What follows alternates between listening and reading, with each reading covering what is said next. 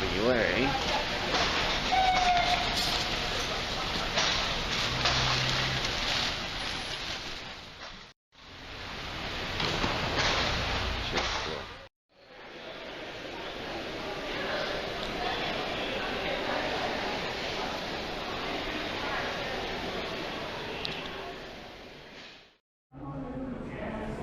What do you have to say about flight going out of JFK? Everything goes well.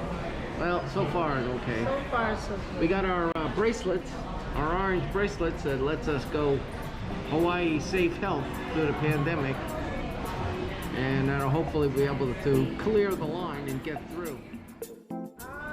Nothing. I think next time we're gonna stay at the TWA motel. Yeah, it's looking pretty good. Instead of going through here. So we're here at the cafe at JFK Airport. We ordered some breakfast while we wait for our flight. Flight Hawaiian 51, New York to Honolulu, 11 hours. And I got my mask. Okay, so this is the JFK Airport breakfast. 2 eggs.